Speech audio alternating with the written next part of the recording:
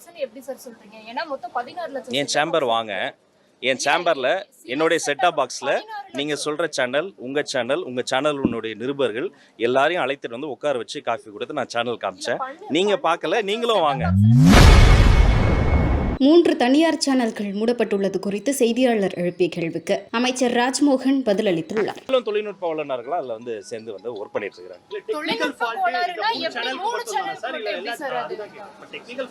சரி, வேற என்ன ஃபால்ட்? இப்போ பொலிட்டிக்கல் ரீசன்ஸ் இருந்தால் எத்தனையோ எங்களுக்கு நேரெதிராக இருக்கக்கூடிய கருத்துடைய சேனல்ஸும் இப்போ வந்துகிட்டு இருக்கு. அதில் எந்த டிஸ்டர்பன்ஸும் கிடையாது.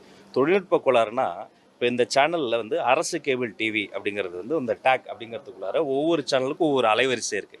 அதில் குறிப்பிட்ட அலைவரிசைகளில் சில தொழில்நுட்ப கோளாறு இருக்குது. இப்போ இதை தாண்டி வேறு அலைவரிசைகள் அந்த சேனல் தரலாம்னா ஆல்ரெடி எக்ஸிஸ்டிங் அலைவரிசையில் அந்த மற்ற சேனல்ஸ் இருக்குது. அப்போ இந்த தொழில்நுட்ப கோளாறை அந்த சம்மந்தப்பட்ட வெண்டார், அந்த வெண்டாருடைய கம்பெனியினுடைய நிறுவனத்தினுடைய பேர் கூட நாங்கள் வந்து டிஏ பேரில் லிஸ்ட் பண்ணியிருக்கிறோம். அவங்க இதற்கு பொறுப்பெடுத்து அதை வந்து சரி பண்ணுறதுக்கான முயற்சிகளை செஞ்சுட்டு இருக்காங்க. சில செட்டப் பாக்ஸ்னு எப்படி சார் சொல்றீங்க? ஏன்னா மொத்தம் 16 லட்சம். என் சேம்பர் வாங்க.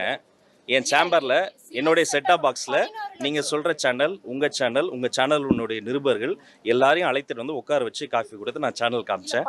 நீங்கள் பார்க்கல, நீங்களும் வாங்க.